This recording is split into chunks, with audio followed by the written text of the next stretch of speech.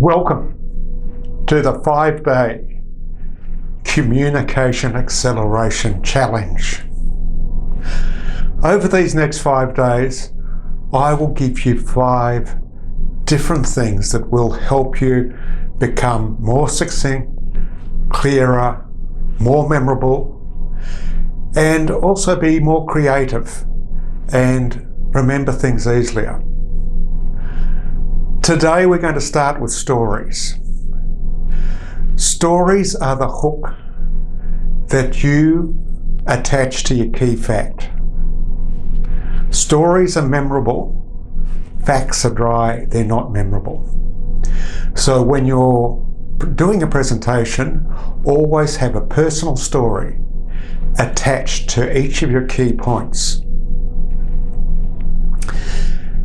The neuroscience behind this is that as we developed over the last few million years, we started with the ancient brain. Then we developed the limbic brain, which was all about emotions, and then the cortex, which was all about calculations. Now, the flow of information goes up through the ancient brain to the limbic to the cortex. The ancient brain is tribal. It's all about survival, looking after yourself, looking after your tribe. If you didn't have a tribe, you couldn't survive.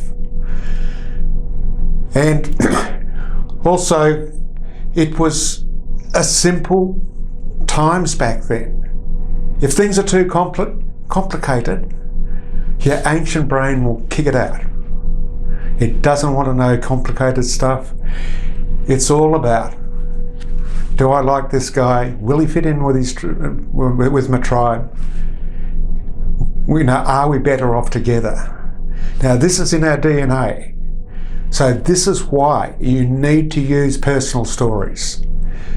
Because when you're meeting somebody for the first time, they're looking at you subconsciously and saying, will he fit in with our tribe?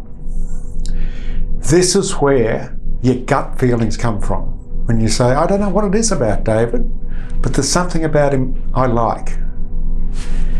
If you give beautiful figures, they'll like your figures but never love them. Your love comes from your ancient brain and your gut feelings. Now, with your personal stories, you need to make them succinct. So if a story happened over a week and there was 6 people involved, when you retell it, there'll be 3 people involved over a couple of hours.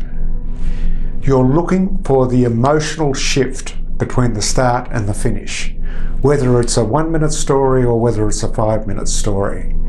The emotional shift makes your story interesting.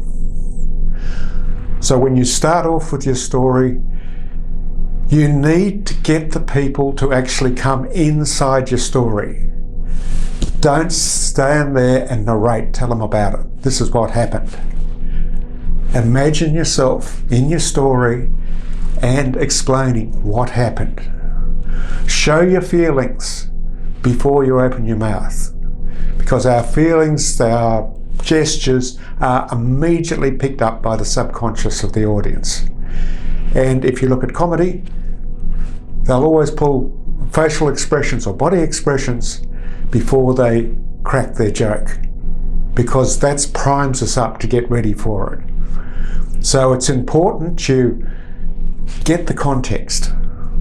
Where were they? What did it look like? What did it smell like? Who was it? Just a very brief overview of the people, just a couple of points. They say, touch the canvas, but don't paint the whole picture. Let the audience paint the picture. They'll have somebody that they'll say, oh, that's just like Jim, and they'll insert Jim into your story. And so you also need to get into the crisis quickly when you tell a story.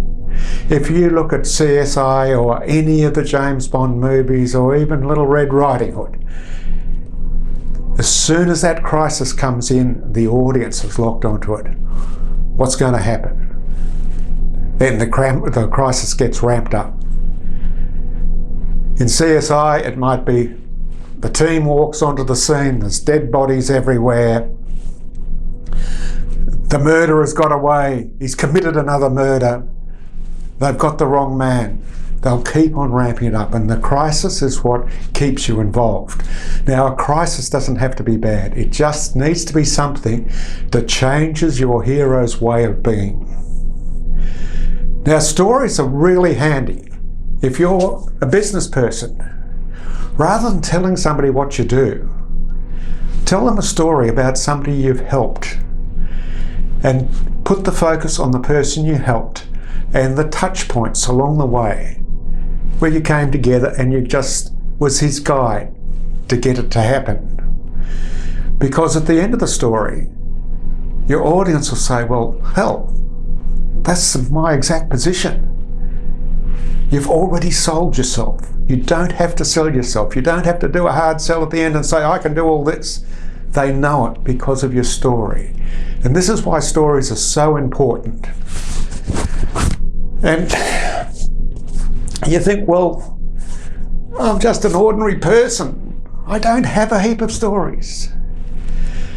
You do. You have hundreds and hundreds of really interesting stories. So your challenge for today is to create a story vault. Go through your life. Start off when you're a kid, homes you've lived in, places you went for holidays, relations, hobbies, people you've met, famous people you love. Just go through your life step by step. Now, I will give you a link to a template with a couple of hundred, I think there's about 100 prompts for stories. But go through your life and then just put your heading of your story for each story, but then put 3 possible uses. It might be for tenacity, or it might be for sales, or it might be for relationships. Because then when you're doing a speech, all you've got to do is go to your story vault and do a word search, whether it's a Word document or a spreadsheet. Just do a Control F for find and put in the word you're looking for. And that'll highlight all the stories that you've pegged that would work for what you want. Now, if you're still having trouble, go to your camera, go to your phone and start looking through the photos. Every photo you've taken for a reason.